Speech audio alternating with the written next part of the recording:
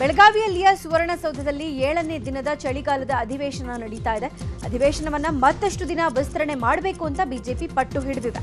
ಆದರೆ ಉಳಿದ 4 ದಿನಗಳಲ್ಲಿ ಪ್ರತಿಪಕ್ಷಗಳಿಗೆ ಪ್ರತ್ಯುತ್ತರ ಕೊಡೋಕೆ ಸರ್ಕಾರ ಸಿದ್ಧತೆ ನಡೆಸಿದೆ.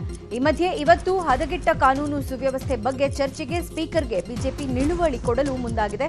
ಆ ಮೂಲಕ ಮತ್ತೊಂದು ಸರ್ಕಾರಕ್ಕೆ ಮುಜುಗರವನ್ನುಂಟು ಮಾಡೋಕೆ ಬಿಜೆಪಿ ಪ್ಲಾನ್ ಮಾಡಿದೆ.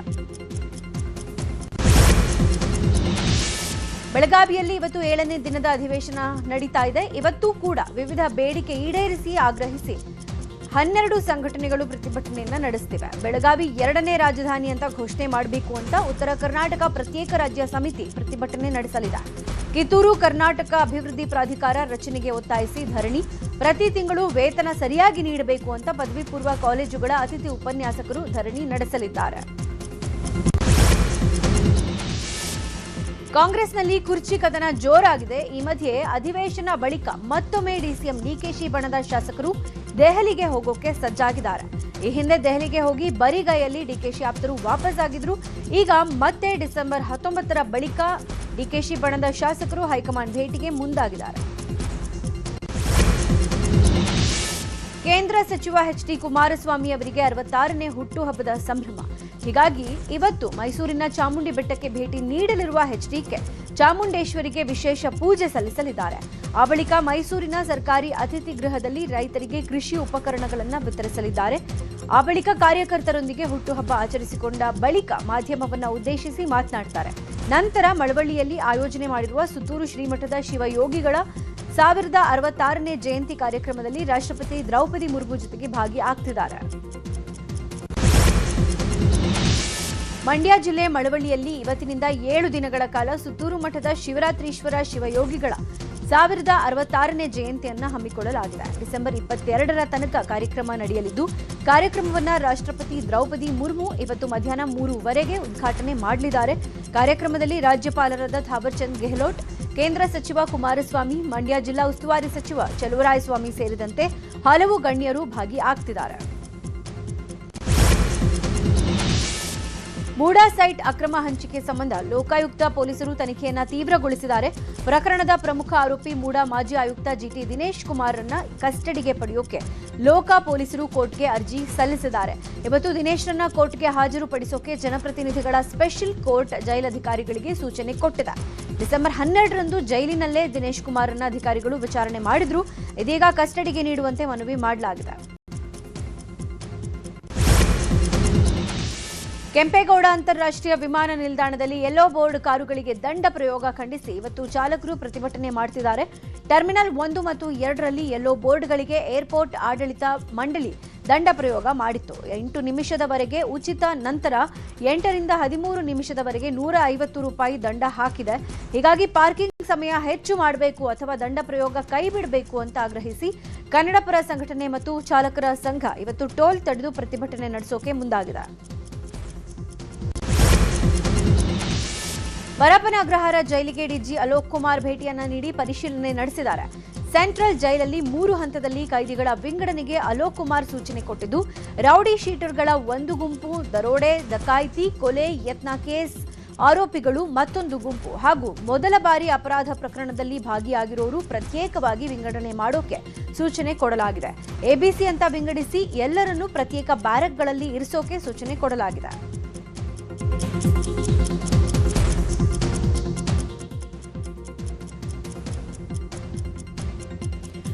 ಇನ್ನು ರಾಜ್ಯದ ಜೈಲುಗಳ ಭದ್ರತೆಗೆ ಎಐ ಟಚ್ ಕೊಡೋಕೆ ಕಾರಾಗೃಹದ ಇಲಾಖೆ ಮುಂದಾಗಿದೆ. ಜೈಲುಗಳ ಭದ್ರತೆ ಹೆಚ್ಚಿಸೋಕೆ ಕಾರಾಗೃಹ ಇಲಾಖೆ ಡಿಜಿಪಿ ಅಲೋಕ್ ಕುಮಾರ್ ಎಐ ತಂತ್ರಜ್ಞಾನದ ಮೊರೆ ಹೋಗಿದ್ದಾರೆ. ಎಐ ಆಧಾರಿತ ಭದ್ರತಾ ವ್ಯವಸ್ಥೆಯನ್ನು ಪ್ರಾಯೋಗಿಕವಾಗಿ ಜಾರಿ ಮಾಡೋಕೆ ಸಿದ್ಧತೆ ನಡೆಸಿದ್ದಾರೆ. ಜೈಲುಗಳಿಗೆ ಅನಧಿಕೃತ ಎಂಟ್ರಿ, ತಪಾಸಣೆ, ನಿಯಮಗಳ ಉಲ್ಲಂಘನೆ, ಸ್ವಯಂಚಾಲಿತ ಐಡೆಂಟಿಟಿ ಪತ್ತೆ ಹಚ್ಚೋಕೆ ಎಐ ಬಳಕೆ ಮಾಡೋಕೆ ಮುಂದಾಗಿದೆ. ಇನ್ನು ನಿಷೇಧಿತ ವಸ್ತುಗಳನ್ನು ಪತ್ತೆ ಹಚ್ಚೋಕೆ ಅನುಕೂಲವಾಗಲಿದ್ದು, ಇದರಿಂದ ಸಿಬ್ಬಂದಿ ಮೇಲಿನ ಅವಲಂಬನೆ ಕಡಿತಗೊಳಿಸೋಕೆ ಕಾರಾಗೃಹ ಇಲಾಖೆ ಮುಂದಾಗಿದೆ.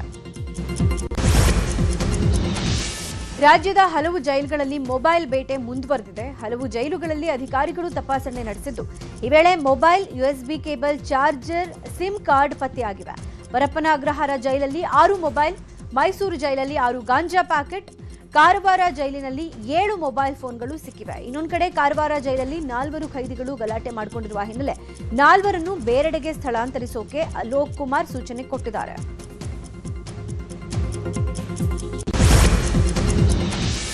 ಕಾಂಗ್ರೆಸ್ನ ಹಿರಿಯ ನಾಯಕರಾಗಿದ್ದ ಶಾಮನೂರು ಶಿವಶಂಕರಪ್ಪ ಅಂತ್ಯಕ್ರಿಯೆ ನಿನ್ನೆ ದಾವಣಗೆರೆಯಲ್ಲಿ ನಡೆದಿದೆ. ಶಾಮನೂರು ಶಿವಶಂಕರಪ್ಪ ಒಡೆತನದ ಕಲೇಶ್ವರ ರೈಸ್ ಮಿಲ್ ಆವರಣದಲ್ಲಿ ವೀರಶೈವ ಲಿಂಗಾಯತ ಸಮುದಾಯದ ಸಂಪ್ರದಾಯದಂತೆ ಅಂತ್ಯಕ್ರಿಯೆ ನೆರವೇರಿದೆ. ಅಂತಿಮ ಸಂಸ್ಕಾರದಲ್ಲಿ ಸಿಎಂ ಸಿದ್ದರಾಮಯ್ಯ, ಎಐಸಿಸಿ ಅಧ್ಯಕ್ಷ Mallikarjuna Kharge, DCM DK Shivakumar, MB Patil ಸೇರಿದಂತೆ ಹಲವಾರು ನಾಯಕರು ಭಾಗಿಯಾಗಿದ್ದರು. ಅದಕ್ಕೂ ಮೊದಲು ಸಾರ್ವಜನಿಕ ದರ್ಶನಕ್ಕೆ ವ್ಯವಸ್ಥೆ ಮಾಡಲಾಗಿತ್ತು. ಅಂತಿಮ ಸಂಸ್ಕಾರದ ವೇಳೆ ಸಕಲ ಸರ್ಕಾರಿ ಗೌರವಗಳನ್ನು ಸಲ್ಲಿಸಲಾಯಿತು.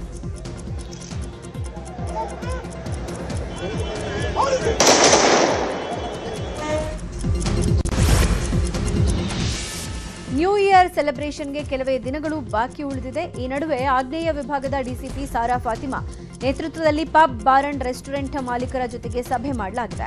ಅಲ್ಲದೆ ಮಹಿಳೆಯರ ಸುರಕ್ಷತೆಗಾಗಿ ಬಿಗಿ ಭದ್ರತೆಗೆ ಸಿದ್ಧತೆ ಮಾಡಿಕೊಳ್ಳಲಾಗಿದೆ. ಆಗ್ನೇಯ ವಿಭಾಗದ ಹಿರಿಯ ಪೊಲೀಸ್ ಅಧಿಕಾರಿಗಳು, ಜಿಬಿಎ ಅಧಿಕಾರಿಗಳು, ಅಗ್ನಿಶಾಮಕ ಅಧಿಕಾರಿಗಳು, ಬೆಸ್ಕಾಂ, ಅಬಕಾರಿ ಮತ್ತು ಆರೋಗ್ಯ ಇಲಾಖೆ ಅಧಿಕಾರಿಗಳ ಜೊತೆಗೆ ಸಭೆ ನಡೆಸಲಾಗಿದೆ. ಬೆಂಗಳೂರಿಂದ ಗೋವಾಗೆ ಹೊರಟಿದ್ದ ಯುವಕರು ರೈಲಿನ ಚೈನ್ ಎಳೆದು ರಾಧಾಂತ ಸೃಷ್ಟಿ ಮಾಡಿದ್ದಾರೆ. ಚೈನ್ ಎಳೆದಿರೋದನ್ನ ಪ್ರಶ್ನೆ ಮಾಡಿದ್ದಕ್ಕೆ ಆರ್ಪಿಎಫ್ ಸಿಬ್ಬಂದಿ ಮೇಲೆ ಪುಂಡರು ಹಲ್ಲೆ ಮಾಡಿದ್ದಾರೆ. ಈ ಹಿನ್ನೆಲೆ ಹಲ್ಲೆ ಮಾಡಿ ಯುವಕರು ಆರ್ಪಿಎಫ್ ಸಿಬ್ಬಂದಿ ವಶಕ್ಕೆ ಪಡೆದಿದ್ದಾರೆ. ಸದ್ಯ ಯಶವಂತಪುರ ರೈಲ್ವೆ ಠಾಣೆಯಲ್ಲಿ ದೂರು ದಾಖಲಾಗಿದೆ.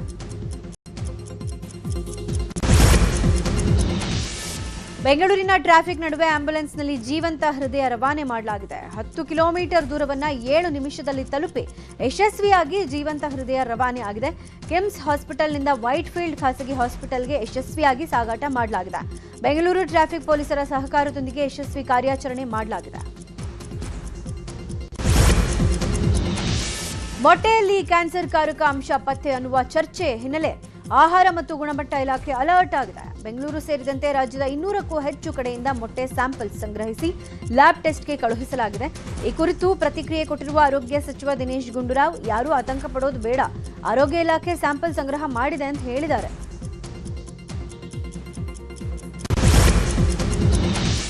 ಇನ್ನು ಮೊಟ್ಟೆಯಲ್ಲಿ ಕ್ಯಾನ್ಸರ್ ಕಾರಕ ಅಂಶ ಪತ್ತೆ ಅನ್ನುವ ವದಂತಿ ಹಬ್ಬಿದೆ. ಈ ಸಂಬಂಧ ಭಯಭೀತರಾಗದಂತೆ ಅಂತಾರಾಷ್ಟ್ರೀಯ ಪವರ್ ಲಿಫ್ಟರ್ ವಿಶ್ವನಾಥ್ ಭಾಸ್ಕರ್ ಗಾಣಿಗ ಕರೆ ನೀಡಿದ್ದಾರೆ. ಮೊಟ್ಟೆ ಅನ್ನೋದು ಪ್ರೋಟೀನ್ ಪದಾರ್ಥ.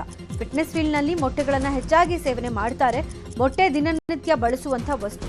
ಇಂಥ ವಸ್ತುವಿನಲ್ಲಿ ಕ್ಯಾನ್ಸರ್ ಕಾರಕ ಅಂಶ ಪತ್ತೆಯಾಗಿದೆ ಅಂದರೆ ಜನ ಆತಂಕಕ್ಕೊಳಗಾಗೋದು ಸಹಜ. ಆದರೆ ರಿಸರ್ಚ್ ಪೂರ್ಣಗೊಳ್ಳದೆ ಮೊಟ್ಟೆಯಲ್ಲಿ ಕ್ಯಾನ್ಸರ್ ಕಾರಕ ಅಂಶ ಇದೆ ಅನ್ನೋದನ್ನು ಒಪ್ಪೋಕ್ ಸಾಧ್ಯ ಇಲ್ಲ ಅಂತ ಹೇಳಿದ್ದಾರೆ. ಕೌಟುಂಬಿಕ ಕಲಹ ಹಿನ್ನೆಲೆ ಪತ್ನಿಯನ್ನ ಹತ್ಯೆ ಮಾಡಿದ ಗಂಡ ನೇಣಿಗೆ ಶರಣಾಗಿರುವ ಘಟನೆ ರಾಮನಗರದಲ್ಲಿ ನಡೆದಿದೆ.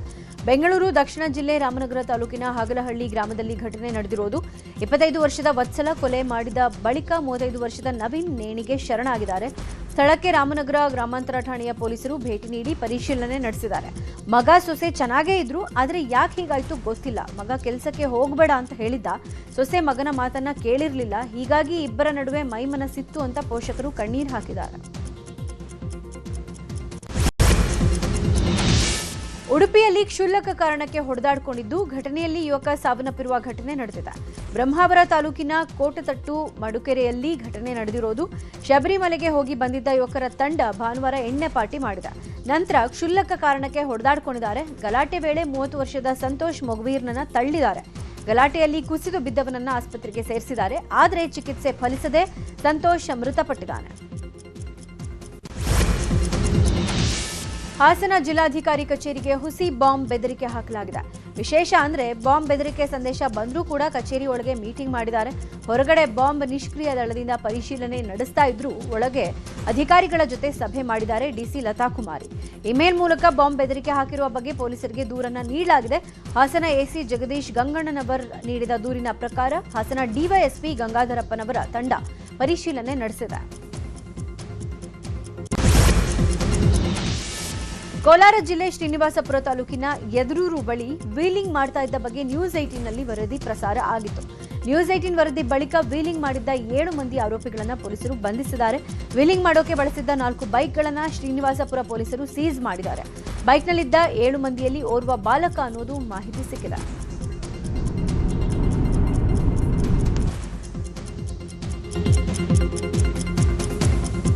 ಇನ್ನು ಕೋಲಾರ ಜಿಲ್ಲೆಯಲ್ಲಿ ಜೂಜಾಟ ಹಾಗೂ ಕೋಳಿ ಪಂದ್ಯ ಅಡ್ಡೆಗಳನ್ನು ತಡೆಗಟ್ಟಲು ಜಿಲ್ಲಾ ಪೊಲೀಸ್ ಇಲಾಖೆಯಿಂದ ಡ್ರೋನ್ ಕಣ್ಗಾವಲು ಆರಂಭಿಸಲಾಗಿದೆ.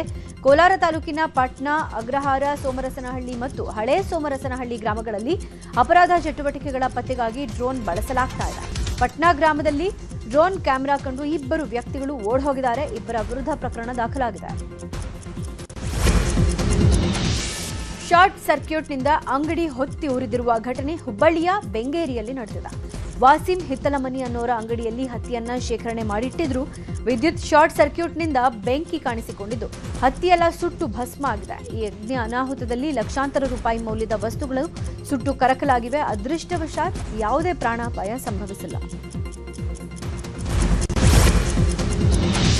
ಶಿವಮೊಗ್ಗದಲ್ಲಿ ಭತ್ತದ ಹೊರೆ ಸಾಗಿಸ್ತಾ ಇದ್ದ ಟ್ರ್ಯಾಕ್ಟರ್ಗೆ ವಿದ್ಯುತ್ ತಂತಿ ತಗುಲಿದ್ದು 20 ಕ್ವಿಂಟಾಲ್ ಭತ್ತ ಸುಟ್ಟು ಭಸ್ಮವಾಗಿದೆ. ಆಯನೂರು ಸಮೀಪದ ಬಿಲ್ಗುಣ ಬಳಿ ಜೋತು ಬಿದ್ದಿದ್ದ ವಿದ್ಯುತ್ ತಂತಿ ತಗುಲಿ ಬೆಂಕಿ ಹೊತ್ಕೊಂಡು ಭತ್ತದ ಹೊರೆಗಳು ಭಸ್ಮವಾಗಿವೆ. ರೈತನಿಗೆ ಸಾವಿರಾರು ರೂಪಾಯಿ ನಷ್ಟವಾಗಿದೆ. ವಿದ್ಯುತ್ ಶಾರ್ಟ್ ಸರ್ಕ್ಯೂಟ್ನಿಂದ ಫ್ಯಾನ್ಸಿ ಸ್ಟೋರ್ ಹೊತ್ತಿ ಉರಿದಿರುವ ಘಟನೆ ನಡೆದಿದೆ. ಹಾವೇರಿ ಜಿಲ್ಲೆ ಹಾನಗಲ್ ತಾಲೂಕಿನ ಅಕ್ಕಿ ಆಲೂರಲ್ಲಿ ಘಟನೆ ನಡೆದಿದೆ. ಬೆಂಕಿ ಕೆನ್ನಾಲಿಗೆ ಫ್ಯಾನ್ಸಿ ಅಂಗಡಿಗಳ ವಸ್ತುಗಳೆಲ್ಲ ಸುಟ್ಟು ಭಸ್ಮವಾಗಿವೆ. ಸ್ಥಳಕ್ಕೆ ಬಂದ ಅಗ್ನಿಶಾಮಕ ಸಿಬ್ಬಂದಿ ಬೆಂಕಿಯನ್ನ ನಂದಿಸಿದ್ದಾರೆ. ರಾಜ್ಯದಲ್ಲಿ ಗರ್ಭಕಂಠದ ಕ್ಯಾನ್ಸರ್ಗೆ ಉಚಿತ ಲಸಿಕೆ ನೀಡುವಂತೆ ಮಹಿಳಾ ಆಯೋಗದ ಅಧ್ಯಕ್ಷೆ ನಾಗಲಕ್ಷ್ಮಿ ಚೌಧರಿ ಪತ್ರ ಬರೆದಿದ್ದಾರೆ. ಆರೋಗ್ಯ ಸಚಿವ ದಿನೇಶ್ ಗುಂಡೂರಾವ್ಗೆ ಪತ್ರ ಬರೆದು ಮನವಿ ಮಾಡಿದ್ದು, ತಮಿಳುನಾಡಿನಲ್ಲಿ ಹೆಣ್ಣು ಮಕ್ಕಳಿಗೆ ಗರ್ಭಕಂಠದ ಕ್ಯಾನ್ಸರ್ಗೆ ಕಾರಣವಾಗುವ HPV ವೈರಸ್ ಹರಡದಂತೆ ತಡೆಗಟ್ಟೋಕೆ ಅಲ್ಲಿನ ರಾಜ್ಯ ಸರ್ಕಾರ ಉಚಿತವಾಗಿ ಲಸಿಕೆ ಪೂರೈಕೆ ಮಾಡಿದೆ. ಇದೇ ರೀತಿ ಕರ್ನಾಟಕದಲ್ಲೂ ಮಹಿಳೆಯರಿಗೆ ಉಚಿತವಾಗಿ ಲಸಿಕೆ ನೀಡಬೇಕು ಅಂತ ಮನವಿ ಮಾಡಿ ಪತ್ರ ಬರೆದಿದ್ದಾರೆ. ಹುಬ್ಬಳ್ಳಿಯ ಸಿದ್ದಾರೂಢ ಮಠಕ್ಕೆ ಆಗಮಿಸಿದ ಸುತ್ತೂರು ಮಠದ ರಥವನ್ನು ಸಂಭ್ರಮದಿಂದ ಬರಮಾಡಿಕೊಳ್ಳಲಾಗಿದೆ. ಮಠದ ಅಧ್ಯಕ್ಷ ಚನ್ನವೀರ ಮುಂಗುರವಾಡಿ ರಥಯಾತ್ರೆಯನ್ನ ಸ್ವಾಗತಿಸಿಕೊಂಡಿದ್ದಾರೆ. ರಥಯಾತ್ರೆಯೊಂದಿಗೆ ಆಗಮಿಸಿದ ಭಕ್ತರಿಗೆ ಸಿದ್ದಾರೂಢ ಮಠದ ವತಿಯಿಂದ ಸನ್ಮಾನ ಮಾಡಿ ಗೌರವ ಮಾಡಲಾಗಿದೆ. ಆಪರೇಷನ್ ಸಿಂಧೂರ್ಗೆ ಕಾರಣವಾಗಿದ್ದ ಪಹಲ್ಗಾಮ್ ಉಗ್ರರ ದಾಳಿ ಪ್ರಕರಣದ ತನಿಖೆ ಮುಕ್ತಾಯ ಆಗಿದೆ. ತನಿಖೆ ಮುಕ್ತಾಯವಾದ ಕಾರಣ NIA ಜಮ್ಮು ಕಾಶ್ಮೀರದ ವಿಶೇಷ ನ್ಯಾಯಾಲಯಕ್ಕೆ 1597 ಪುಟಗಳ ಚಾರ್ಜ್ ಶೀಟ್ ಸಲ್ಲಿಸಿದೆ. ಕೃತ್ಯದ ಹಿಂದೆ ಪಾಕಿಸ್ತಾನ ಮೂಲದ LET ಸಂಘಟನೆ TRF ಕೈವಾಡದ ಬಗ್ಗೆ ಉಲ್ಲೇಖ ಮಾಡಲಾಗಿದೆ. ಆಪರೇಷನ್ ಮಹದೇವ್ ವೇಳೆ ಹತ್ಯೆಯಾದ ಇಬ್ಬರು ಉಗ್ರರು ಸೇರಿದಂತೆ 7 ಮಂದಿ ವಿರುದ್ಧ ದೋಷಾರೋಪಣೆ ಮಾಡಲಾಗಿದೆ. ಏಪ್ರಿಲ್ 22ರಂದು ನಡೆದಿದ್ದ ದಾಳಿಯಲ್ಲಿ 26 ನಾಗರಿಕರು ಸಾವನ್ನಪ್ಪಿದರು. ಗೋವಾ ನೈಟ್ ಕ್ಲಬ್ನಲ್ಲಿ ಅಗ್ನಿ ಅವಘಡ ಪ್ರಕರಣದ ತನಿಖೆಯನ್ನ ಪೊಲೀಸರು ತೀವ್ರಗೊಳಿಸಿದ್ದಾರೆ. ಅಗ್ನಿ ದುರಂತದ ಬಳಿಕ ಥೈಲ್ಯಾಂಡ್ನಲ್ಲಿ ತಲೆಮರೆಸಿಕೊಂಡಿದ್ದ ನೈಟ್ ಕ್ಲಬ್ ಮಾಲೀಕರಾದ ಸೌರಭ್ ಲುತ್ರಾ ಹಾಗೂ ಗೌರವ್ ಲುತ್ರಾರನ್ನ ಭಾರತಕ್ಕೆ ಗಡೀಪಾರು ಮಾಡಲಾಗಿದೆ. ಹೀಗಾಗಿ ಇಬ್ಬರೂ ಮಧ್ಯರಾತ್ರಿ ದೆಹಲಿಗೆ ವಾಪಸ್ ಆಗಿದ್ದಾರೆ. ಏರ್ಪೋರ್ಟ್ನಲ್ಲೇ ಪೊಲೀಸರು ಬಂಧಿಸಿ ಮತ್ತೊಂದೆಡೆ ಅನಧಿಕೃತ ಕ್ಲಬ್ಗಳ ಮೇಲೆ ಗೋವಾದಲ್ಲಿ ಪೊಲೀಸರು ಕಾರ್ಯಾಚರಣೆ ಮುಂದುವರೆಸಿದ್ದಾರೆ. ಗೋವಾ ನೈಟ್ ಕ್ಲಬ್ನಲ್ಲಿ 25 ಜನ ಸಾವನ್ನಪ್ಪಿದರು. ಭಾರತ ಪ್ರವಾಸದಲ್ಲಿರುವ ಫುಟ್ಬಾಲ್ ಸ್ಟಾರ್ ಲಿಯೋನೆಲ್ ಮೆಸ್ಸಿ ಗುಜರಾತ್ನ ಜಾಮ್ನಗರದಲ್ಲಿರುವ ವನ್ಯ ಪ್ರಾಣಿಗಳ ಆರೈಕೆ ಕೇಂದ್ರ ವಂತಾರಾಗೆ ಭೇಟಿ ಕೊಟ್ಟಿದ್ದರು. ವನ್ಯ ಪ್ರಾಣಿಗಳ ಸಂರಕ್ಷಣೆ ಮತ್ತು ಪುನರ್ವಸತಿ ಕೇಂದ್ರ ವೀಕ್ಷಿಸಿದ ಮೆಸ್ಸಿ ಪುಳಕಿತರಾದರು. ಈ ವೇಳೆ ವಂತಾರ ಸಂಸ್ಥಾಪಕ ಅನಂತ್ ಅಂಬಾನಿ ಮೆಸ್ಸಿ ಜೊತೆಗಿದ್ರು. ಮೆಸ್ಸಿಗೆ ವಂತಾರದಲ್ಲೇ ಅನಂತ್ ಅಂಬಾನಿ ಆತಿಥ್ಯ ನೀಡಿದ್ದು ನಿನ್ನೆ ರಾತ್ರಿ ಅಲ್ಲೇ ವಾಸ್ತವ್ಯ ಹೂಡಿದ್ರು. ನಟಿ ಶಿಲ್ಪಾ ಶೆಟ್ಟಿ ಒಡೆತನದ ಬಾಸ್ಟಿನ್ ಪಬ್ ವಿರುದ್ಧ FIR ದಾಖಲಾಗಿದೆ. ಅವಧಿ ಮೀರಿ ಅನಧಿಕೃತವಾಗಿ ಪಬ್ ಅಂಡ್ ರೆಸ್ಟೋರೆಂಟ್ ತೆರೆದಿದ್ದ ಆರೋಪದ ಮೇಲೆ ಸುಮೋಟೋ ದೂರು ದಾಖಲಿಸಿಕೊಳ್ಳಲಾಗಿದೆ. ಕಬ್ಬನ್ ಪಾರ್ಕ್ ಪೊಲೀಸ್ ಠಾಣೆಯಲ್ಲಿ FIR ದಾಖಲಾಗಿದ್ದು, ಸೇಂಟ್ ಮಾರ್ಕ್ಸ್ ರಸ್ತೆಯಲ್ಲಿರುವ ಬಾಸ್ಟಿನ್ ಪಬ್, ರೆಸಿಡೆನ್ಸಿ ರಸ್ತೆಯಲ್ಲಿರುವ ಸ್ಟೋರ್ ಬಾರಿ ಪಬ್ ವಿರುದ್ಧವೂ ಕೇಸ್ ದಾಖಲಾಗಿದೆ. ಅವಧಿ ಮೀರಿದ ಬಳಿಕ ಕೂಡ ಗ್ರಾಹಕರಿಗೆ ಅವಕಾಶ ಮಾಡಿಕೊಟ್ಟಿರುವುದರಿಂದ ಎರಡೂ ಪಬ್ಗಳ ವಿರುದ್ಧ ಕೇಸ್ ದಾಖಲಿಸಲಾಗಿದೆ.